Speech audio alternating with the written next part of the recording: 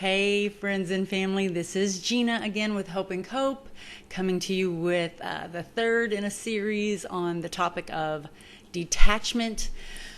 This is not an easy topic. I'm not going to try to pretend like it is. I know it's painful when you are in it. My goodness, I know it's a terrible, painful discussion. And I've been trying to really ease into it super gently because I know that it doesn't come easily, and I'm not going to try to pretend like it does. I just want to ask you that if these are helpful to you, if you like them, if you would like, comment, and share. Maybe you could do all three. Like it, comment in the comments below kindly, and then share this with somebody else that this might be helpful to. And let's jump right in. So, by now, if you've listened to the other two, you're probably saying, okay, Gina, maybe I do need to detach, but what do I do? How do I do it?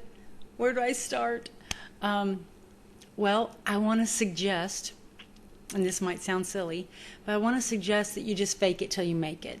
So if your loved one really enjoys dumping on you, let's say their problems are your fault, or let's say they think the solutions are your fault, or the solutions are your responsibility, or they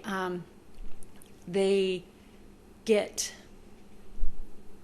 some kind of satisfaction from being able to run in, dump it all on you, get you all up in the air, and oh no, and life's tragic, and I don't know what you're going to do, and how are you going to do it, and how are you going to face it, and what's the answer to your problems, and oh no, oh no, oh no, the sky is falling. And then they go back out, they have a drink, it all goes away for them. It does. It all goes away temporarily for them, because they'll go back out and they'll get high again. And you're stuck with, oh no, oh no, oh no. What are they going to do? What are we going to do? What are we going to do? How are we going to solve this one? Oh no. And you're calling 3 people and you're trying to figure out how you're going to solve it. I'm just going to suggest to you, in the beginning, just try faking it till you make it. Even if on the inside, you're hyperventilating. Even if when you get off the phone or that person leaves or whatever happens, even if you fall apart and you cry, you use a box of tissues, and it's the worst thing ever. When you are with that person or on the phone with that person, I want you to try to put on your best face and say something like, well, I'm really sorry that happened. I hope it doesn't happen again. I hope you can figure it out. But I can't help you. I'm sorry. I can't help you. I wish you the best. Click.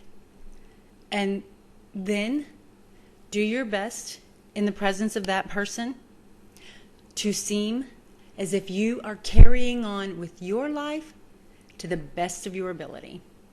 You're not doing it to spite them. You're not doing it to say, I'm living the best life and your life's a hot mess. No, you're not. But you are doing it because that person wants to put their burden on you and let you fix it. And what you need to do is to be like, gee, I'm just full booked up. I'm just booked. My life is full. I've got a lot of things to do. I've already got things going on this weekend. I've already got things going on tonight. Sorry. I hope that all works out for you. I wish you the best. And just fake it till you make it. Just work through. Quit being their go-to person. Quit being the solution to all their problems. Quit. Just try to quit. Give it 1 week. Just give it 1 week of trying a different approach and see if you don't feel better, that you're not trying to smooth over, fix, undo all of their damage and set them back on a nice path.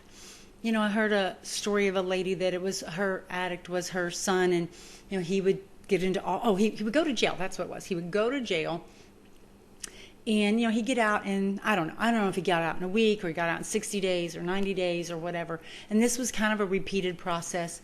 And she would keep his rent paid, and she would keep his utilities paid, and she would go clean his apartment. She would do all his laundry and take it back home and get it all put away. And I don't know if she bought groceries and put them in the house or not. But then when he would come home, get out of jail, she'd pick him up and she'd take him and just like pop him back down in his apartment. What were his consequences? Yes, I know. I don't care if it's 24 hours in jail. That's not pleasant. But undoing all those other natural consequences. And you know, it's kind of like, well, if you don't pay his rent, he's going to come live with you. I don't know. I don't know what the answer is when you're the mom, how you solve that. If it's like, gee, buddy, I don't know what you're going to do. I hope you've got a friend that you can, sleep on their couch till you can get a job and get a month's rent and a month's utilities and get that stuff going again for yourself. Or, if you can kind of pull your life together and you and your buddy could go in, and if you could be dependable and your buddy could be dependable, then y'all could pool your resources and get you an apartment. And I hope that works for you. And I'm sure, because here's the deal. Here's what you want to encourage them to know. And this might be its own video, and I need to just kind of stop right here. But let me just tease for the next one. Let them know that they are enough. Let them know they can do it. Let them know. Because this is such a great topic. When we rescue them, you know what we're actually saying? Try to guess. We're actually saying, I know you can't do it. What? As the mama? That's what you're saying? As the wife? That's what you're saying? I know you can't do it. I know I have to do it for you because you're totally incapable.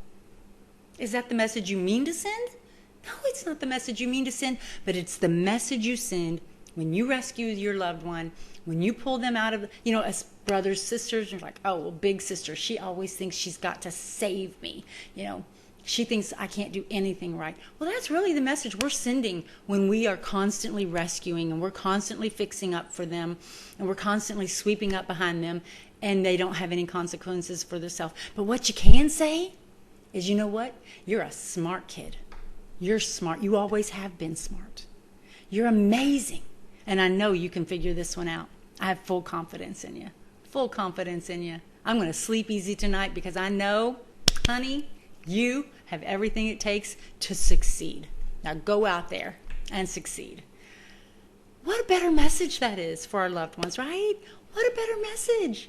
Don't you want to send the message of, I know you can do it, right? So let's just try that. Let's just try to fake it till we make it and hope that we can turn that bus around and quit being the one that picks up behind them and gives them the message that we know that they are incapable and that they're not good enough and they're failures without us. That is not the message we want to send, but when we clean up behind them, I'm afraid, brothers and sisters, that might be the message we are sending. So let's just try to stop right now. I'm just suggesting, I'm not trying to force you to do anything. Just think about my words, maybe replay this one and see if it doesn't ring a bell with you. If it does, please like it. Please make a kind comment in the comment section below. And if you think this might help somebody else, another loved one of yours, if you would share it, I'd really appreciate it. Until next time, I love you and I wish you all the best. Bye.